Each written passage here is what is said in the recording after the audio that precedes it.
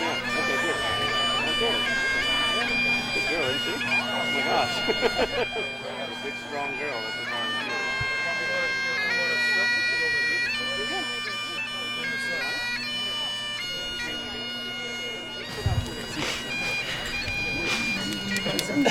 Wow.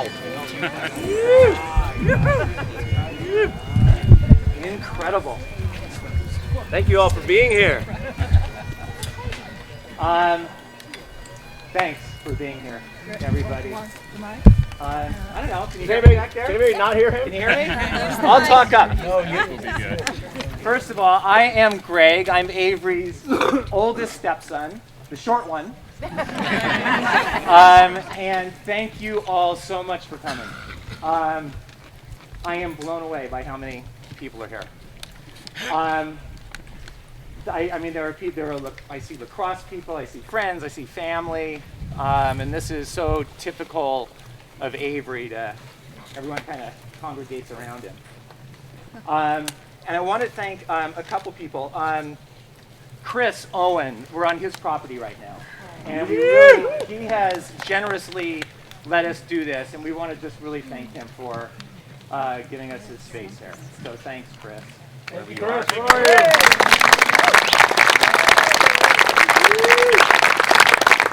he is, way back, Well, thanks, Thank you, Chris.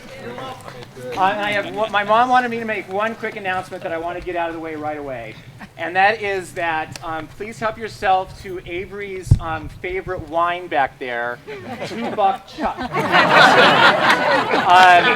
He was a beer drinker, obviously. But please drink it because we want it out of the house.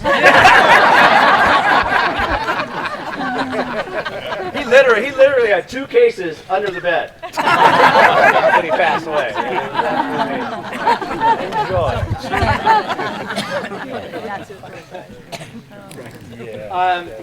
And I want to say a couple of things just about Avery first.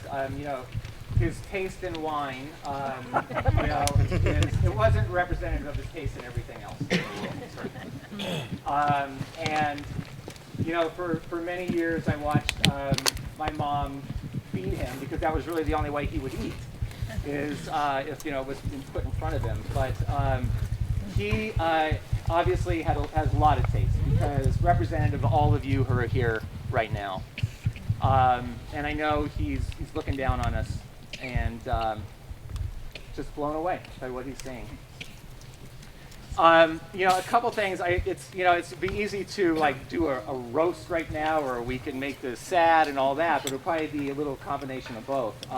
And when I'm done, anybody who wants to talk, please come up. But there are a couple things that really stand out for me with Avery. And that was, the very first thing is that he was an engineer at heart. And kind of everything that he did was as an engineer. And I can still see his bacon and eggs plate, where the eggs are perfectly over here. The eggs couldn't touch the toast, they couldn't touch the... it was incredible. But he lived his life that way, in that everything was in place. And he had a lot of amazing talents. One, he could build pretty much anything. He remodeled with my mom several homes. He made little gadgets wherever he went. Towards the end of his life, he was building ramps, he was building houses. But then towards the end of his life, he turned his lacrosse stick into a cane. That's one of the things that I really think about with Avery. And I think that one of the great things that he had, he would love that. He had the great taste in my mom.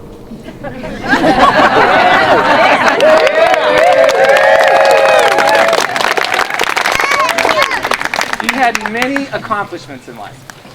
He was a world-renowned, one of the greatest lacrosse players that has ever been on this planet.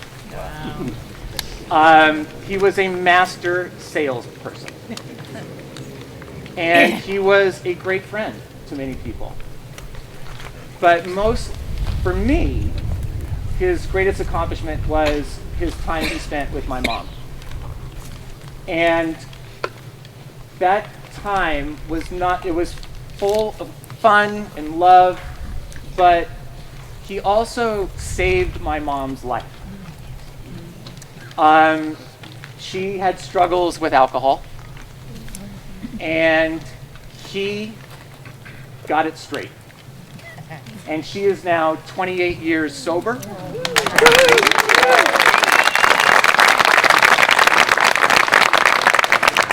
That is in large part because of Avery, his prodding, and obviously it's up to her to do it, but he saved my mom's life.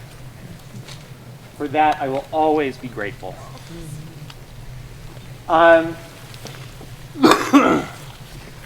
I also think that, I mean, you know, we teased him so much. He would come with and stay with us at our home with my wife and daughter.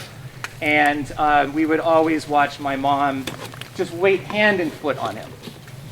And, you know, it always just kind of bugged us. It's like, come on, can't you just get up and get a glass of water? And, you know, he just was awful in the kitchen. And he loved, you know, he like three things he loved. He loved, like, his toast burnt. He loved his eggs over real easy and his bacon crisp. And he would probably say, just like I like my women. You know? Because he had a real kind of body sense of humor also that we all loved. He was kind of like my wife says he was kind of like a shock jock. You know, you never knew what he was going to say or when he was going to say it.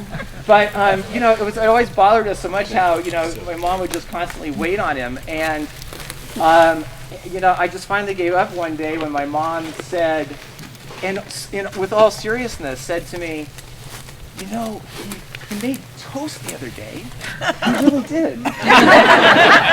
Whoopee! All of a sudden, generation.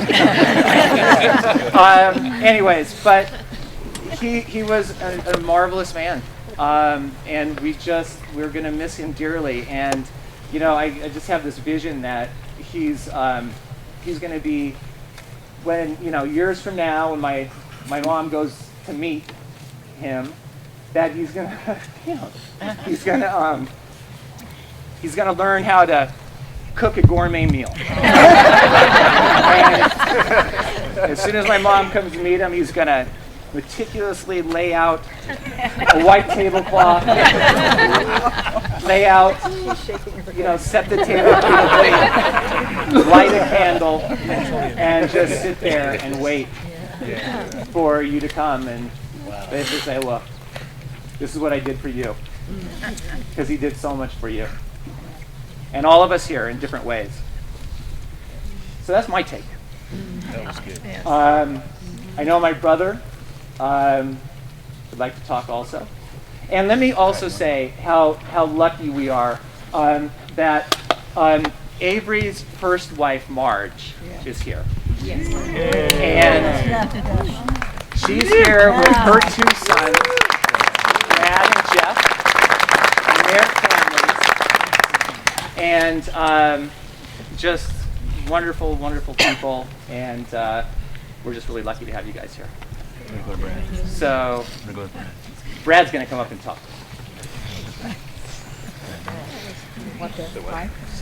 No, all right. Can everyone hear me okay? Yes. No, it'd be better if you use the mic for the video. For the video. Now we're talking. I know Jeff will want the mic for sure. It's on. It should be on. I turned it on. There we go. I'm Brad Blake. I'm the shortest son, but I'm the best looking and the smartest. At least in my family's eyes. Again, thank you all for coming. You know, I don't go to a lot of funerals, fortunately. But whenever I do, it always strikes me that, God, you wish we could have done this 6 months ago. Oh, also, I'm the one who cries. I cry when I give out awards at coaching banquets. My kids always say, "Dad, you never cry, and you give out someone an award for most valuable player, and you're like in tears. Like, you don't even know this girl." So the crying's not to be overly sad, but it'll just happen. So don't come up and hug me or sorry for me or any of that stuff. I wasn't planning to say anything funny, but I guess it just kind of comes out. I give a lot of speeches for business, for a nonprofit organization I run, for sports events. I'm pretty good at those. I'm not very good at this. So bear with me. The other thing that strikes me is you come to an event like this and everyone has memories and everyone has their own unique memories. Greg had nice memories, Stephen does. Everyone here that knew my dad does. So everyone's going to talk about that, so I'm not going to talk as much about that. But what I'd like to do, excuse me, it's not even that emotional. Bring like an animal out here that's getting hurt, and then I'll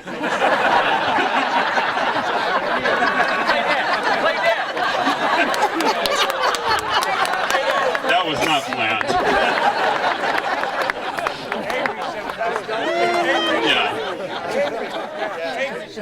Yeah, that's Avery. Maybe it is Avery. That could be. But I think it's important at events like this, not only to remember, but for those who knew my dad and for our family, to say thank you to those who really meant a lot to him.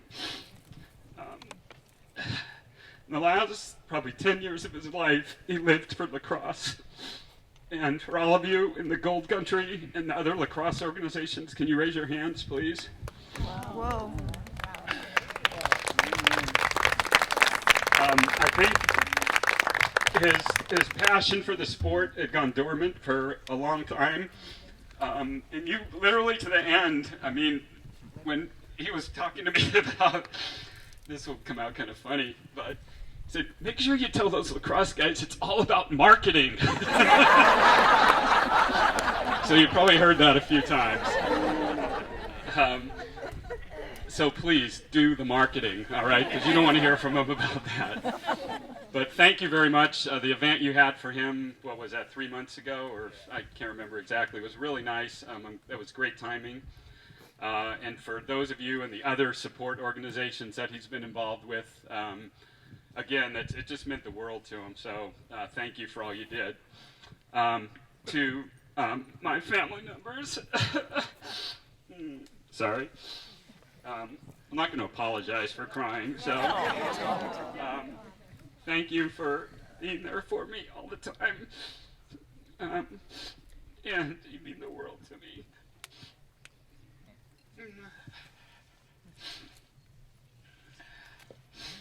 And finally to Steve and Greg and Judy and Sammy for being there at the end.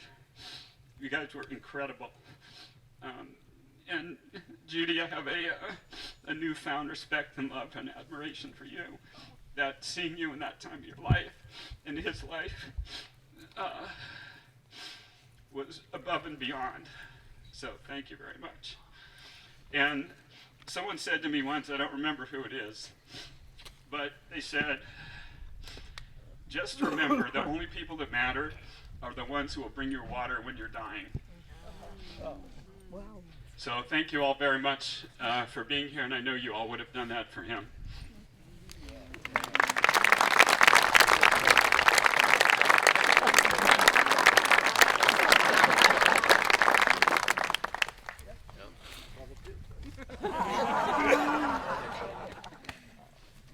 Thank you, sir. Yeah, thank you, sir. Hello.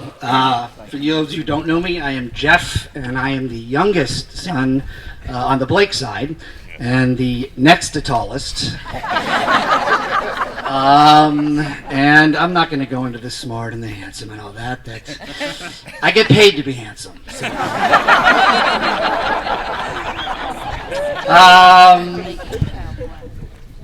First of all, thank you for coming. It is incredible to see this many people out here. And thank you for having us, the owner of this beautiful property, Chris. Where are you, Chris? He's deep there, was. Well, Chris, I will come say hello, or come say hello to me after. I'd like to thank you, because it really is quite beautiful here. Thank you. There you are. Thank you, Chris. Wow. So, I, being the youngest son, and now have 2 young sons, Xander and Dashel, right here. I was the mantle holder of the Blake name, and now I'm going to pass that along to my 2 little boys. Xander and Dash, I love you guys, and your grandpa loved you, and he cherished the time he got to spend with you.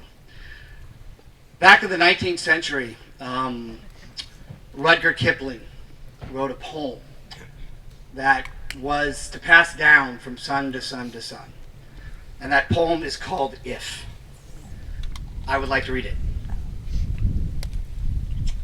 This is for Ave, and this is for my 2 sons. And for my 3 brothers. If you can keep your head when all about you are losing theirs and blaming it on you. If you can trust yourself when all men doubt you, but make allowance for their doubting too. If you can wait and not be tired by waiting, or being lied about, don't deal in lies, or being hated, don't give way to hating. And yet, don't look too good, nor talk too wise. If you can dream and not make dreams your master, if you can think and not make thoughts your aim, if you can meet with triumph and disaster, and treat those 2 impostors just the same, if you can bear to hear the truth you've spoken, twisted by knaves to make a trap for fools, or watch the things you gave your life broken, and stoop and build them up with worn-out tools.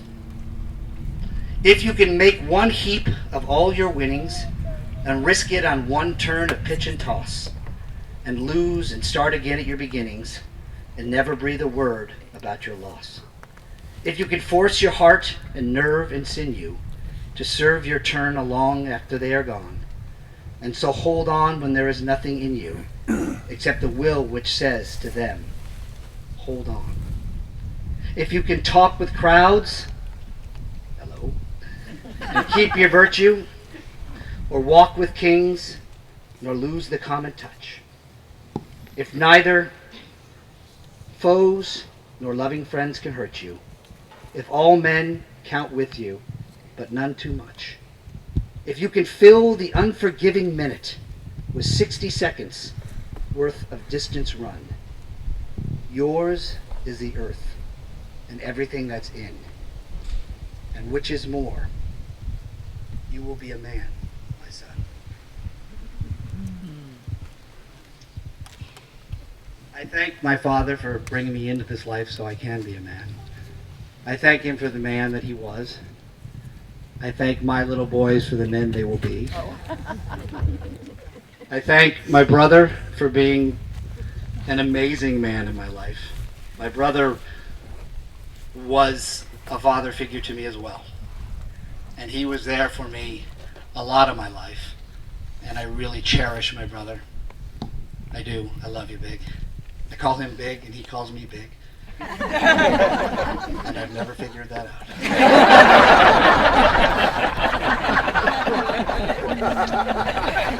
Wonder what Kipling would say about that. Steve, Greg, thank you, brothers.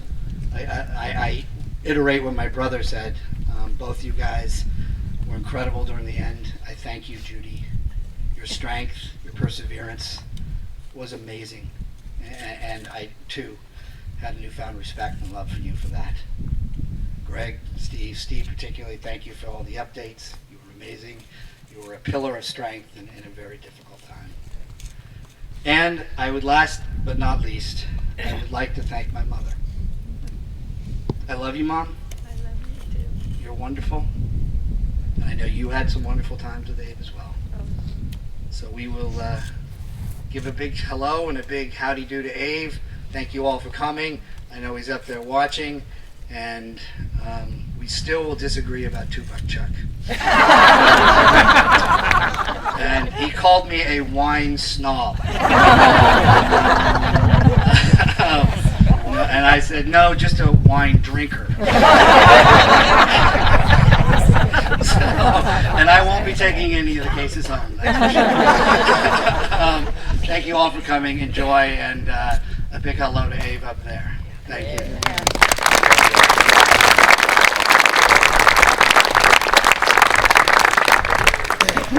Well, hello. Thank you again to everybody. Use the mic. I'm sad today. I'm sad. I miss my father. I wear his shirt today. I wear his wristwatch, and drive his car today, and I'm sad. Loved him dearly. My father passed away when I was 4. My real father. Dad came into our lives when I was 13. Asked what I would wanted to call him, and it was Dad. And I was the one that was fortunate enough to live with him for the last 30 years. And great guy. Everybody knows that. That's why we're all here. Myself and my daughter Samantha. Dad was the same with all our grandchildren, all his grandchildren, in regards to how much he absolutely loved hearing about them, loved the pictures that he gets, loves all the calls and everything. He just loved that to the end. Had the wonderful fortune to watch his last breaths. I don't know if anybody's ever had that opportunity to somebody they love, but I've had that. That's been a second for me, and absolutely wonderful. He went very peacefully, and continues to be peaceful, I'm sure. I want to invite everybody to speak, and anything that you have to say, please say. And this is about just remembering Dad, a circle of remembrance. I got a text from Christian Sorensen, who's one of our family members, a reverend who couldn't be here today. And he came up with that phrase, and I want that to everybody to kind of share that. If you have anything to share. Yes, I like it. Come on up. Yes. And we'll just we'll do this all day. We'll do this all day long. If anybody wants to. So, yes. Richard, yes. Chris doesn't mind, I'll tell you that right now. So. Anyway, Avery and I, we liked Two Butt Chuck. And I want to say, and believe me, I feel in my heart, he was here today, and I have proof. Because when I came up to hug Judy, I stepped on her toe with my right foot, and she said, "You are stepping on my toe." Of course, I said, "Oh gosh, I'm so sorry. I love you." And she says, "That's okay, because Avery used to step on my toe all the time." Here you are, folks. He's here. His Holy Spirit is here. Love you, Avery. Thank you, Richard. Very, very, very. Does anybody feel the need? I'll sit here and cry, so I'm okay. So. Can't have that. Yes. This is very short. My name's Meryl Lee, and I know Judy and Avery through theater. And I was always astonished and amazed at the great support that he showed you. I thought he would come several performances. He would come to several performances, honey. I'm sorry, I didn't mean to throw that in there. I apologize. Yeah. I was at the administration office one day buying tickets for something, and I got tapped in the rear end. This goes back to his shock jock. And I turned around, and there was Avery with his cane that he'd made out of the lacrosse stick. I said, "You don't need that to walk. You are using this to hit women on the fin and get away with it." And he said, "Absolutely." So that was a wonderful experience. Didn't mind being hit in the rear end by Avery's cane at all.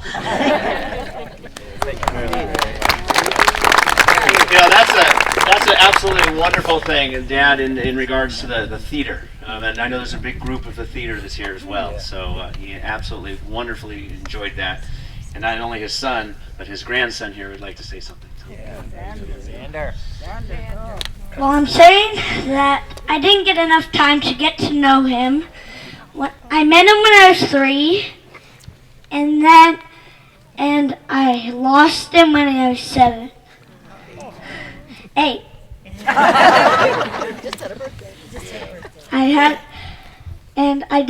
get enough time to know him before he passed away. Last time I saw him when I was 7.5 last year. That's all.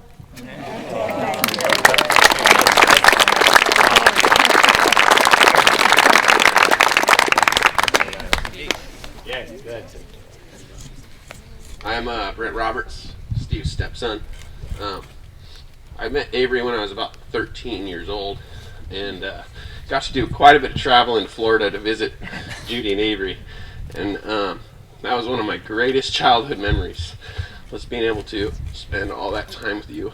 And we're big boaters in our family, and Avery was the one who taught me how to drive a boat. And that was one of the special things that I absolutely remember, was going to Florida and getting to spend all kinds of time out on the boat and go fishing with Avery, and a lot of good memories there. So I just want to share that with everybody. Thank you. Nice job, Brent. Talking about boats, he used to drive the Merci Cumet. I know there's probably groups of people that were around in that time, but he was a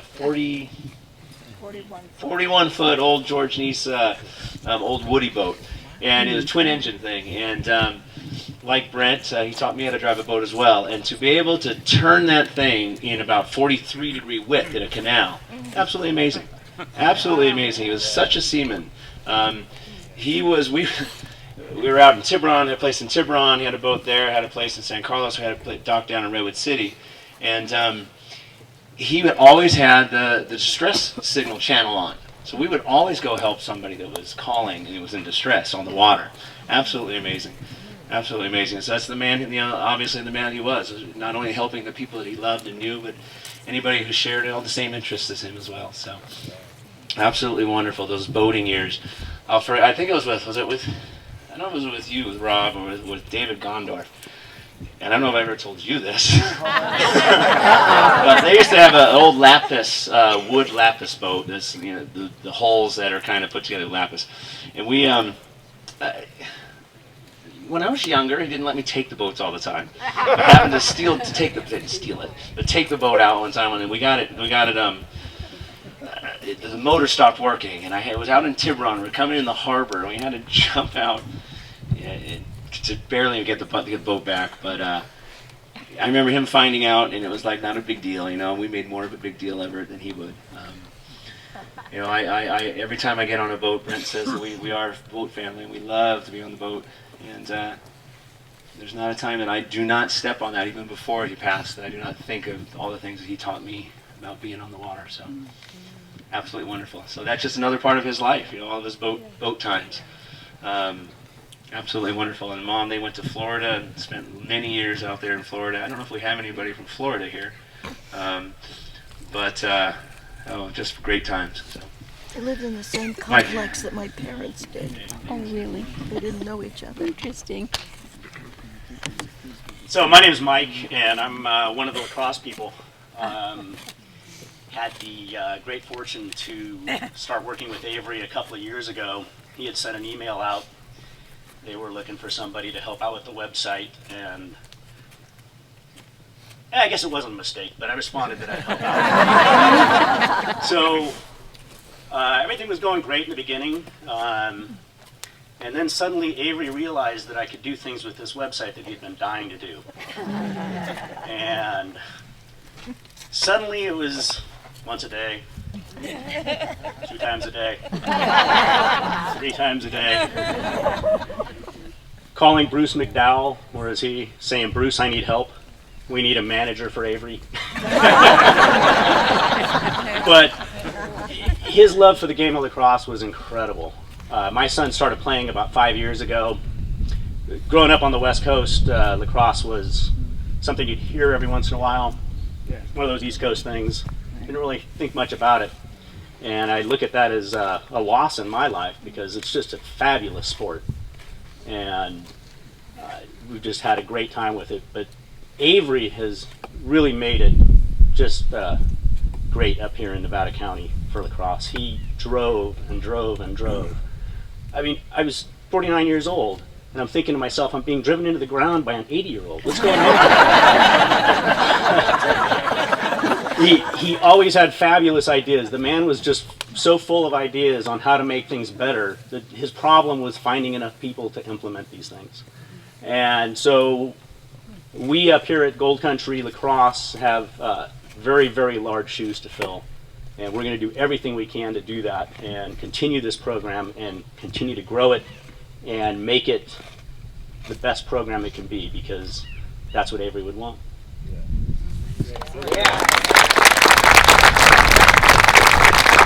Interestingly enough, we have 4 sons, and none of us really jumped on the lacrosse bandwagon. That's for sure. Yes. Yes. Hello, my name is Andrea Fox, and I represent, well, I don't represent, I am part of the theater community. Hello, Judy. First of all, I wanted to say I'm not astounded that you're so strong, but I'm noticing a huge amount of testosterone around you. And I know you stood up to all of it, so congratulations, because I've seen you do that. I am very touched by the fact that Avery was such a luminary in the lacrosse world. I didn't know that until I read the newspaper article yesterday morning. And as you said, lacrosse is, it's kind of we think of it as a prep school, East Coast kind of thing. But I'm very happy that somehow it has come to the West Coast, because, believe it or not, my niece, Chelsea, is on a lacrosse scholarship at Fresno State. I didn't even know she played it until suddenly she said, "Oh, I got the scholarship for university," so that's pretty cool. So I know that Avery and his lacrosse buddies are part of giving that educational opportunity to both young men and young women, something they wouldn't have had just a few years ago. So I thank him for that. And I just wanted to say that the last time that I saw Avery was when I saw him standing in front of me. I didn't know who he was, because I couldn't see who he was, because I'm not that big and he's kind of big. I had taken my mom to see the Queen, which was, or the audience, excuse me, not the Queen, but about the Queen Elizabeth and the audiences that she used to give. As a very well-known National Theater performance that was shown several times at Sierra Cinemas over a time period. And so my mom, being a British subject, wanted to go, and we got to the door. We were like the last people in, and then there was this very large gentleman standing in front of me, and I thought, oh boy, we're never going to get around him. It's going to start, and we're not going to get in. It's going to be just awful. And my mom is 95, so there's a lot of issues there. And then he moved through the line, and he turned around, and then I saw who it was, and being the gentleman that he always was, he helped us in, and we were waiting to go up the ramp, and then Judy came over. She was getting popcorn, and I just feel so lucky that I got to go to an event that was so special to my mom, and Avery and Judy were there. Judy got us all the way down in the front, which was pretty cool. This is the woman to get you through a crowd, no problem. But I'm of course saddened, and I remember so well. Remember Lois and Scott? We were at Judy and Avery's house that one night when we had a little. We were in a play together. Lois and Scott was directing and so forth, and we got to go to your house and have that beautiful sort of Mediterranean evening outside between plays, and that's a very fond memory of mine. So thank you for all your hospitality. Thank you for your gentleness, and I'm so glad that Avery has attended so many shows of yours.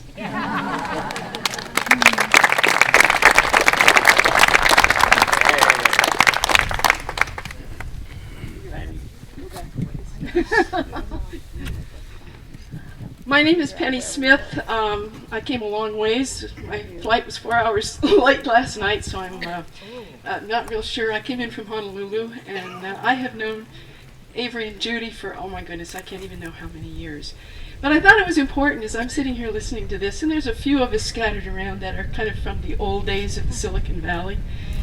And I thought maybe it would be nice to just say a couple of things about those days, because a lot of us share a tremendous bond from those days. And certainly my husband and I have sort of followed Judy and Avery for years. We were in the South when they were in the South. We were in Tiburon and Sausalito together. I don't know how how many gallons of yogurt we've all eaten together in many different places, in many different decades, in many different eras. The one thing I would like to say that to me really stands out is the generosity of spirit of Avery Blake. And I can remember that as a very young ingenue in the Silicon Valley. And all I'd ever have to do is say, you know, I just don't know what we're supposed to be doing here. You know, we're running a public relations agency, and, you know, should we take more clients? You know, what do you think of so-and-so? Never, ever ceased to sit down and talk to me about it, or anybody. He was just very, very generous to everyone about his knowledge. And he was the only guy I ever knew who would stand up in front of a professional crowd and say, I'm going to talk to you tonight about how I managed to sink 2 companies. And I always thought, that was pretty good. Most people weren't willing to share that kind of information. So anyway, here's a toast to Avery. If my husband were here today, and sorry he can't be, he had to stay in Honolulu right now, but he likes $2 Chuck too. So here's to Avery with a hypothetical $2 Chuck. You betcha.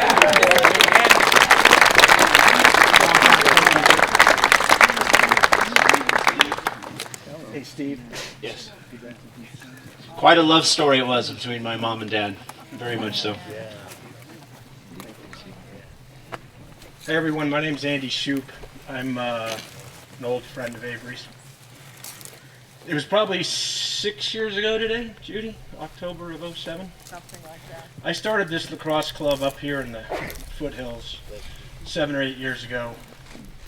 Had a handful of people that came along during the way and helped us get it off the ground.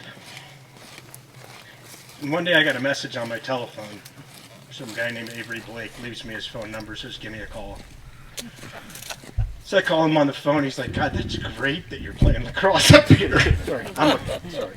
I'll try not to cry. So I called Avery on the phone, told him what we were all about. I think we were one team at that point, 7th and 8th grade boys. And Avery said, well, I'd love to help, do whatever I can. Just as soon as you hang up the phone, Google me and my dad. Okay, why would I do that? So you have no idea, first time you talk to somebody. I hang up the telephone, and sure enough, I Google Avery Blake and U.S. Lacrosse Hall of Fame.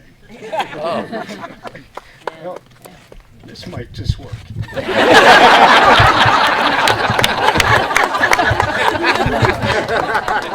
So, for some reason, they let me continue to run the club for a couple of years. I did my damnedest to run it into the ground.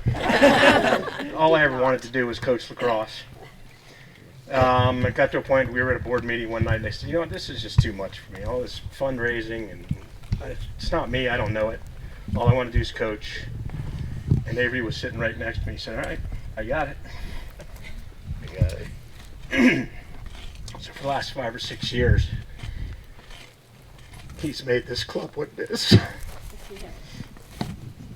And we will continue and carry on and make it a great club.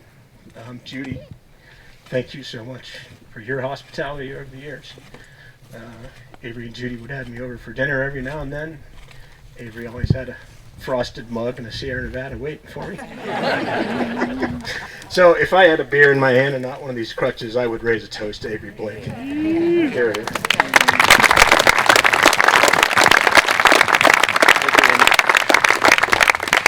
Segue. I don't know if I can match that. My name is Bruce McDowell. I'm the I guess the third in a long line of great presidents.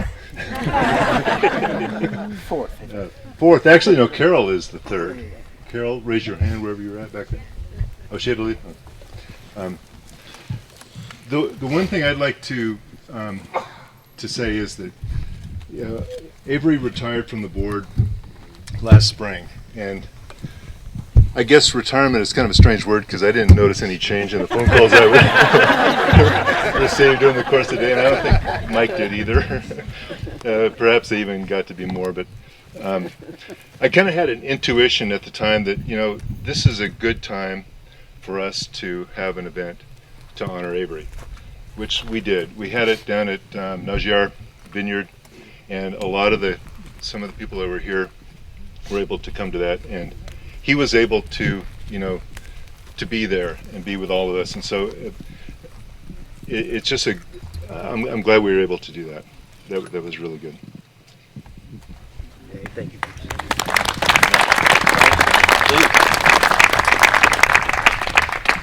It's kind of hard for me to say Avery's name without Judy. I've only known you two to be such generous and welcoming people, and not just of generous of things, but total generosity of the heart.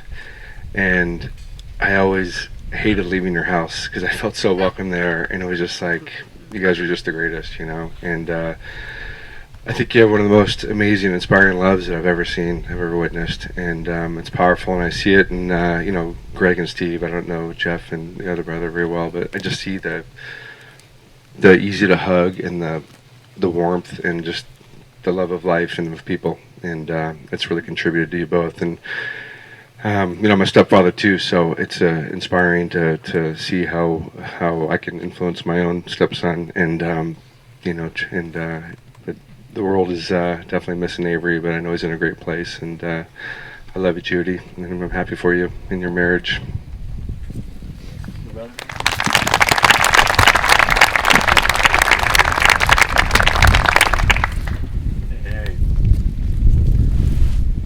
Anybody else want to share? Yay!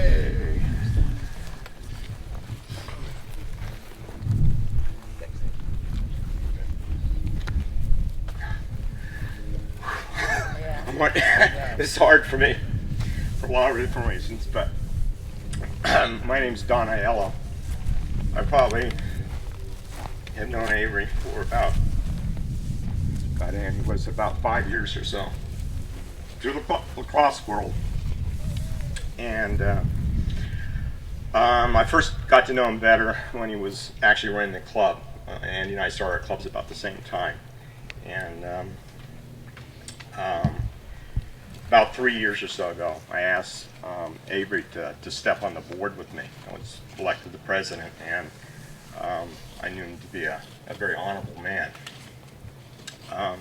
So what I want to share with you is that his impact on lacrosse wasn't just with Gold Country.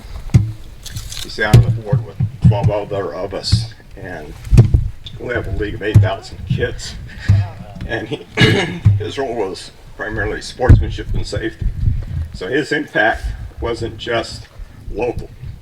It was Northern California. And the last time I spoke to him was about 3 months or so ago.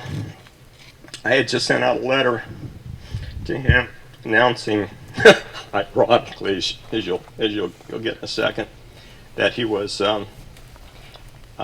elected to the NorCal chapter Hall of Fame.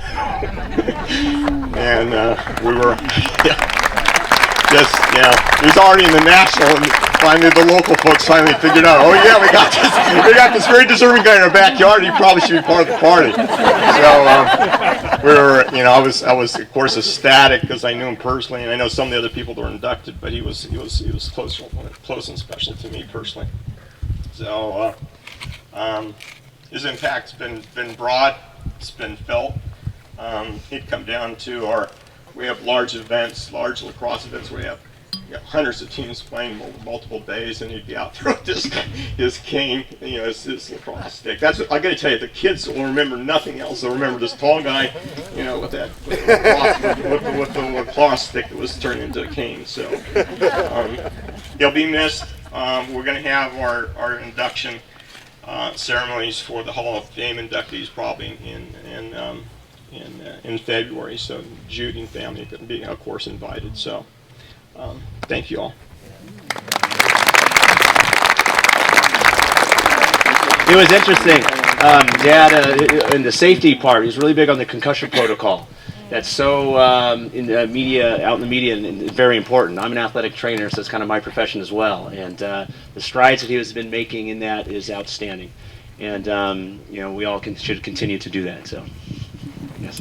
Thanks, Dale. Thank you.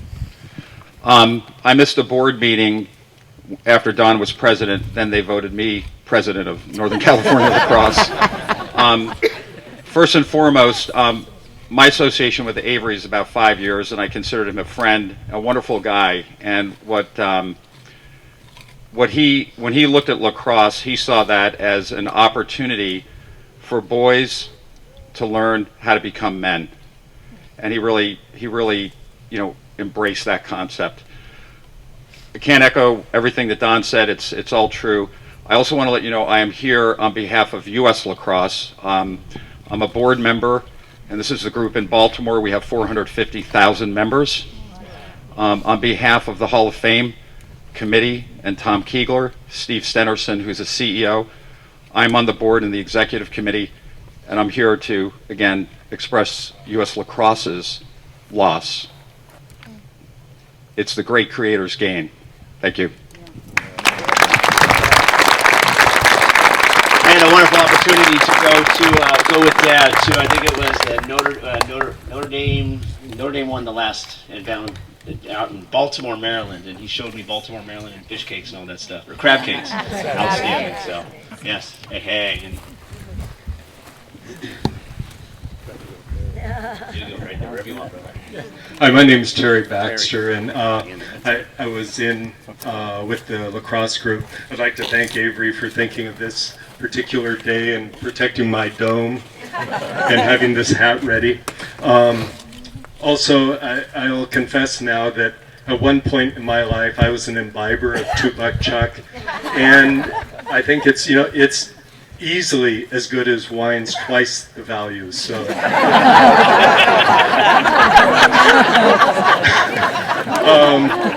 so right now I was standing next to some people that I've met along the way, and one of whom was Joel Hepting, who he and I coached together. And there was a particularly cold night one night when up here in the Stampede we would run varsity practices from about 7 till 9 in the winter. Yeah. And so one night Joel and I are kind of standing there, and we see Avery walking onto the field. And immediately Joel and I start looking for a place to hide. Because not only did we know we were going to end up doing something else, we were going to enjoy it at the same time. The other thing was I was standing next to Dave Houseworth, who's representing the NCJLA and I guess now CIF and the Orangevale Club. And through lacrosse I was able to meet and become friends with Dave, and he turned to me and he said, "Hey, look at this," on his phone. And it was a picture of the plaque of Avery in the U.S. Lacrosse Hall of Fame. Years ago, I happened to be visiting grandkids and our daughter in Baltimore, and I said, "We've got to go to the U.S. Lacrosse Hall of Fame. We've got to do it." And so we did, and I took a photograph of his little plaque. And I sent it to Avery thinking like, well, that's kind of cute, it's fine. Meaning, send it to him, that's good. He sent back a reply saying, "Thank you, I've never seen it." But though, he's that kind of guy, and his influence on all of us is that kind of influence where he was not the person that we'll remember his actions. And so thank you.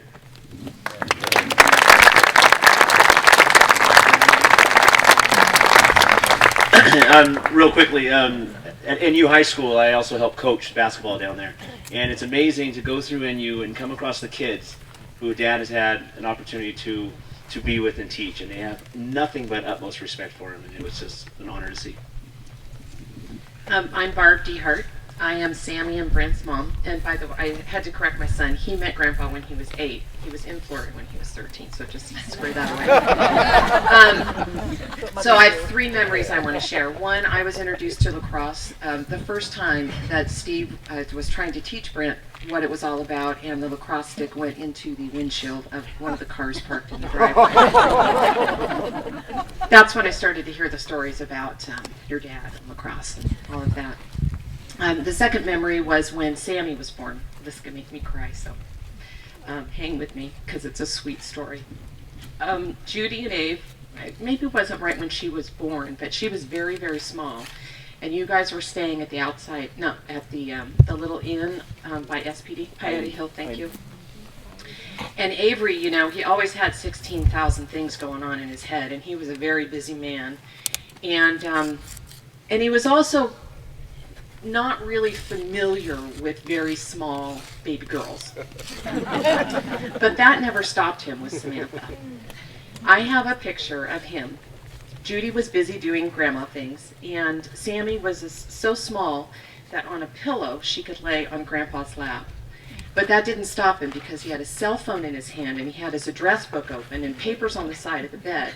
But they were together, and it was just the, I could tell then that the relationship that they would have would be very special. And then to tie in the Silicon Valley's side of things, I was off, gosh, this was when Sammy was in middle school, maybe 6th grade. I was down at Apple meeting with a bunch of senior execs, the most senior execs that we'd ever met with as a company, and it was a big deal. And I walked out of one of the meetings. We were breaking for lunch, walking into the One Infinite Loop, if anybody's ever been there, big courtyard, walking out, my cell phone rang, and it was Samantha, and she was in tears.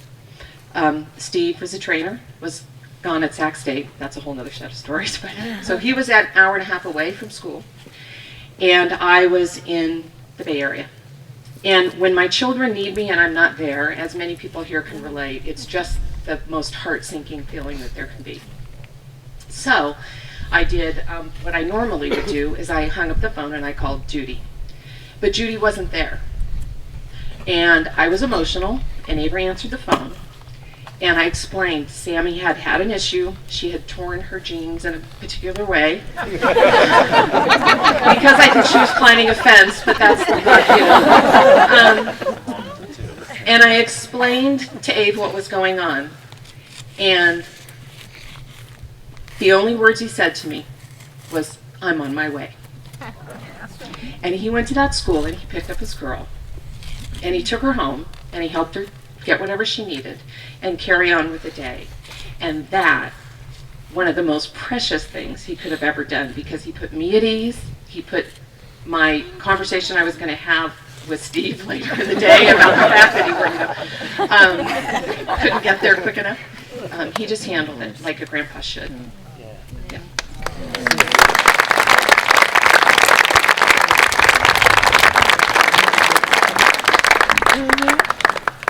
He couldn't have been more proud of Samantha. Watching her, she plays basketball for NU, and he would just love to say, Samantha's my granddaughter, and it would just bring so much light to his eyes. Absolutely wonderful. Anybody? Right. Hey. Right. Again, thank you all for being here, and we'll do this as long as anybody has something to say. My name is Jim Bowman. I was a women's lacrosse coach for 1 year, largely because Avery cornered me. I had never played lacrosse in all my life. Both my kids were in this program, which is why we're here today. We're so thankful that he did so much. When my son was on the fence, we mentioned it to Avery, and he went up and sat down next to Matt and chatted with him and gave him a few pointers and was very encouraging, and so he signed up. And then when the women's coach before me parted ways with the club, there was nobody else would stand up. And I kept slinking down and hoping someone else would, because I had no experience, nothing. And I told Avery this, and he said, that's okay, I'll help you. And he did. He gave me lots of pointers. He showed me how to get started. And so, one of the guys mentioned over here from U.S. Lacrosse, all the help that Avery did for the boys. I just want to point out he also supported the girls just as much. Yay! We had a variety of, we have a variety of people here, and some of the girls could not afford to come out for lacrosse. And he made sure that we had extra sticks for everybody. Any young lady who wanted to participate on the team that didn't have the money, he just waived the scholarship. I'm sure some of that money came out of his own pocket. I don't know for sure, but he was really quick to make sure that every kid had a chance to play.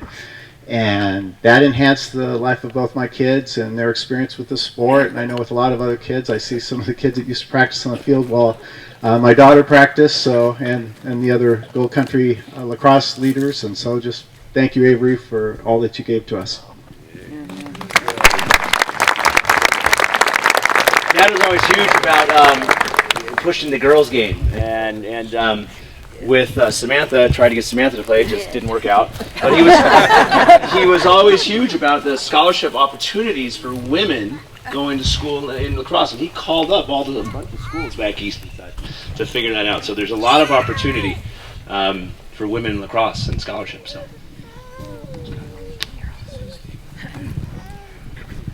Well, I am not an athletic trainer.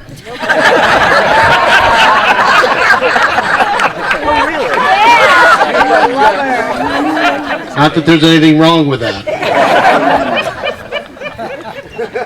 I do think this is the first time I've seen the sun in about 3 years. A lot of bugs out in the daytime.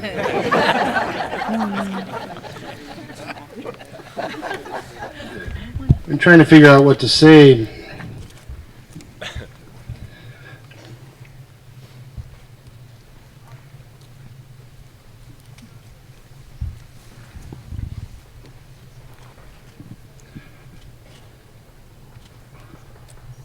That's not like That's not Scott Ewing, is it? I'm trying to figure out what to say. Thank you, my crass a-hole theater friends. Appreciate it. It's not like you either, Virgil. Anyway, because this guy had an influence on me. He really did. And so a few things came up. For me, Avery had the humility of a man that has accomplished great things. A humility that can only be shown by a man who has accomplished great things. And shown's not the right word. Embodied. He had a love. He expressed love like a person who has known great love. I think anyone who's been in their home, seeing these two together knows that, well, for me, it's just an example of how to be and play together and lift each other up. You know, Avery was a tall man, but the third thing is pride. Whenever I asked about his family, he seemed to be about 3 inches taller. He really did. And so all that comes together for me as a presence. And for me, Avery's presence made me feel better about who I am. He usually came across Avery in a lobby somewhere. And I knew that my day had just gotten brighter.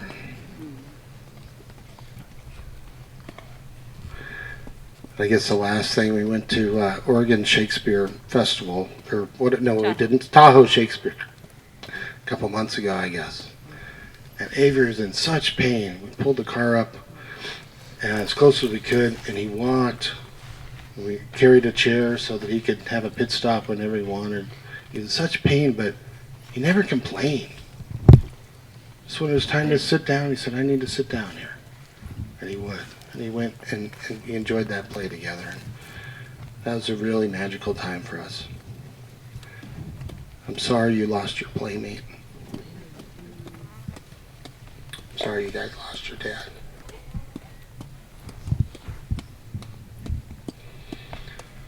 The Native American tradition, they say aho when they feel each other. It's short for Otakuye Oyasin. Mitakuye Oyasin means all my relations.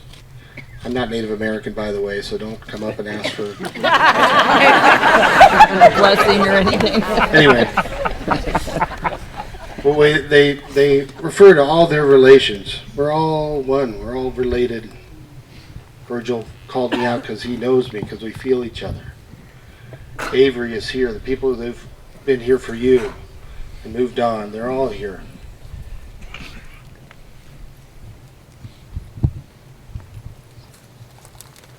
Better man for having known Avery. Aho.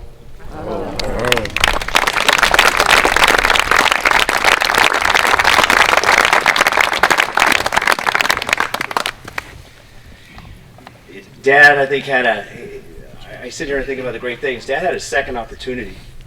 I think he made the best of it. And, yeah. We all have another opportunity to make ourselves better.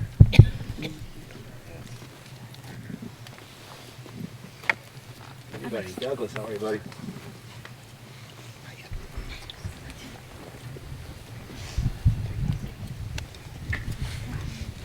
Alright.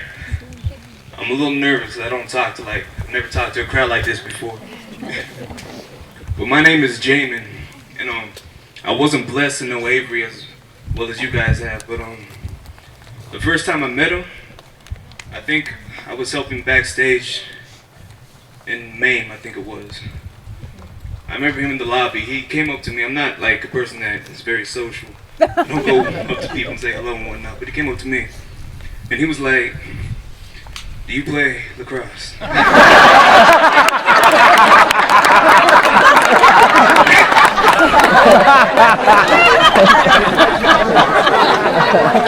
But I didn't, and he tried to recruit me, but that didn't happen. Like, I'm one of those people that usually sees like more bad in the world than good, but when I met Avery, there was like this aura of just kindness and warmth from him that I don't see a lot in the world that much anymore. But it was just an honor, just not to. What am I trying to say? It was an honor to just even shake the hand of the guy, because I'd see him in a lot of the plays that I would help out with and whatnot. And I also want to say, man, I've lost a lot of people in my lifetime, and I've learned that when people pass, it's okay to mourn and whatnot, but even more so, it's a time to celebrate the memories that you were blessed to have with that person. So I just wanted to tell everybody that. I love you, Judy. And that is all. Much love. Big hats.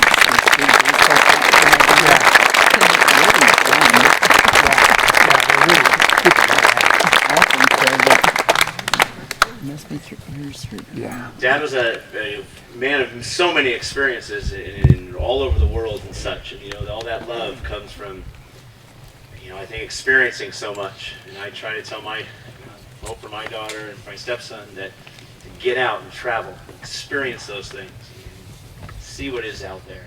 And Dad certainly did that. So very good stuff. Anybody any interest? Hey!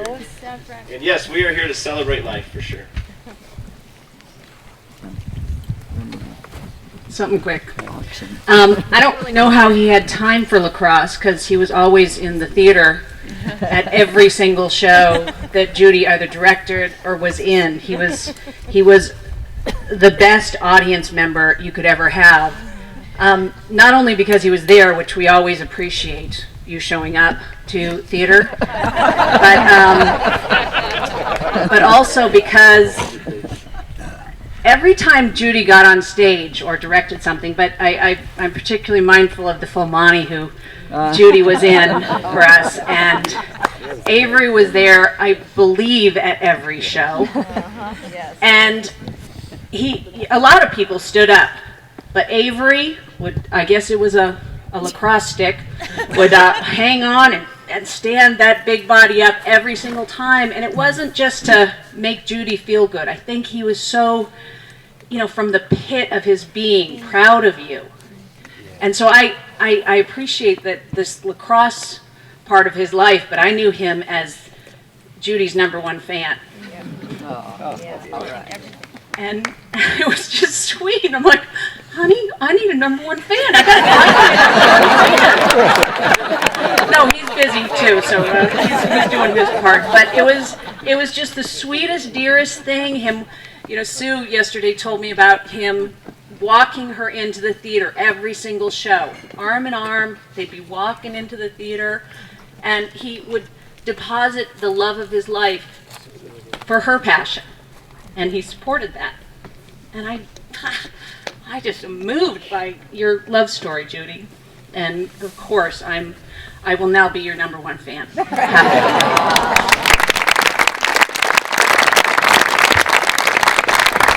It was funny. Dad was always, you know, at the shows, and the mom was in and directed, and many of the ones that she wasn't, they went together. But he was always, you know, we got to get there, and we got a standing ovation. We will create a standing ovation for everybody, you know, just to, you know, spread the love. That was Dad spreading the love, and it was notorious for it. So, absolutely wonderful. Yay! Anybody? You know, I think it's a time, you know, for me again, it's a sad time. It's a time for sad tears. It's time for joy. It's time for joyous tears. We will all take with us what He has given to us, and each and every one of us something different. But I think to every one of us, you know, it's about love. It's about love. It's about loving each other. It's about loving ourselves. And I know there's a time in his life where I'm sure that was a question for him as well.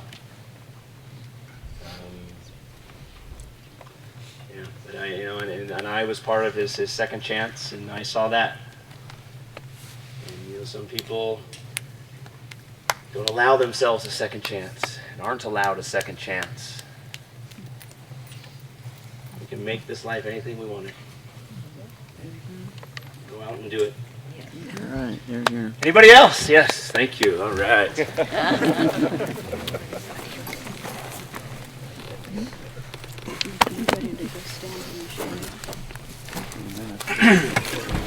It's difficult to perform and record at the same time, but we'll give it a go. My name is Gil Dominguez, and I met Avery through lacrosse. When I told him I wanted to put lacrosse on television,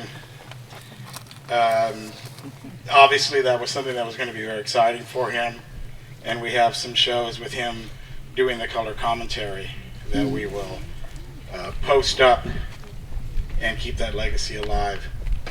I think the last time I saw him was out walking around, might have been Postnet or something like that, and I just happened to run into him. Didn't realize how sick he was, but he wasn't really one to complain or anything like that, and we just shared some nice moments, and he was just always a great guy, easy to work with. When I heard that he had passed, I couldn't believe it. Just like you can't believe when people like that slip out of your lives.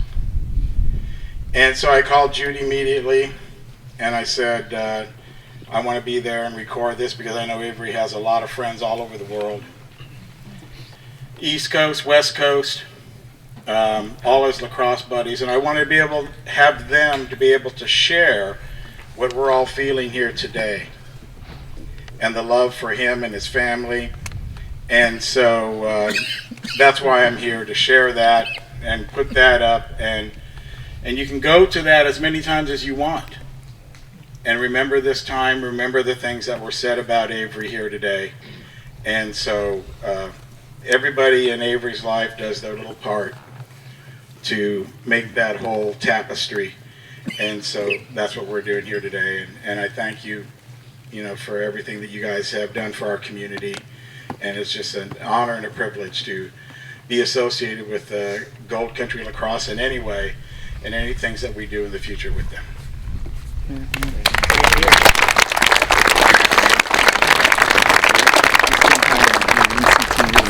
We couldn't have had more love and support the last 2 months from everybody. We felt your love, and those people that were here in town. Absolutely amazing. The family felt, and we appreciate it so much. From all the food that shows up, you know, people that just will do anything. I've had so much help with Samantha. And thank you. Thank you. It's a circle of love, a circle of friends. And we appreciate it so very much. And we know it won't end. We don't want it to end. We want it all to keep growing, and keep inspiring us, and keep inspiring each other. Move forward from here. Not let, Dad was the tie. To keep that tie strong. We're going to try to be strong in lacrosse, very much so. And keep it going. I'm going to say something. Mom's going to give it a shot.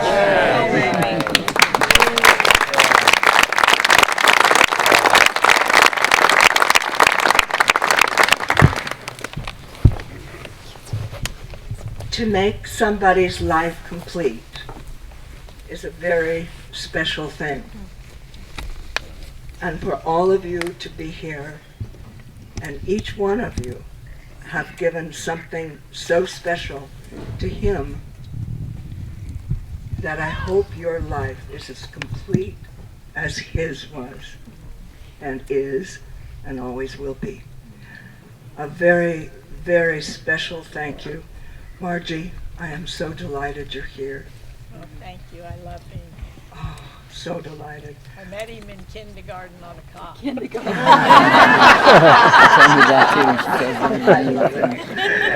Brad and Jeff, to have shared this with you these last few weeks has been beyond my wildest dreams.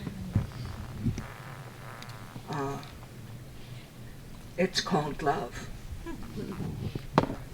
To have beautiful wives, beautiful grandchildren, what more could a man ask for?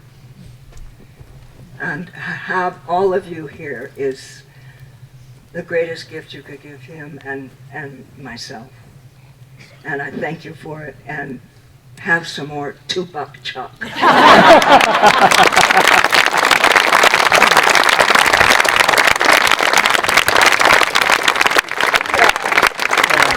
Thanks for coming, everybody. Please drink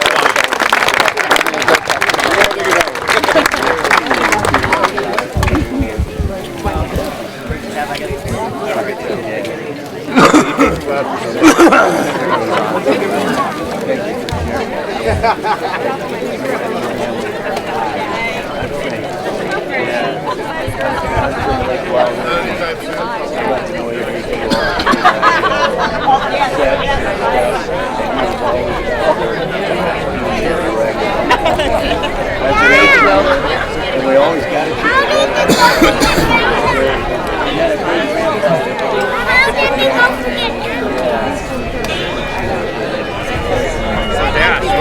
We had bagpipes somewhere. He didn't really do it. Yeah, he didn't do it very much. No, it was more like an intro. Hey, buddy. Great.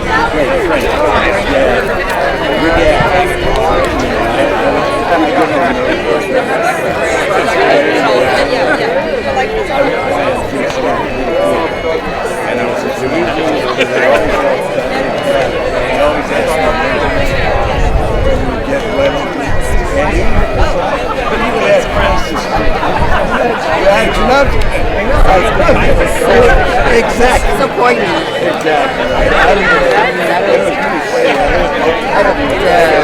It's not my heritage. It's not my heritage. And I said, how do you do it?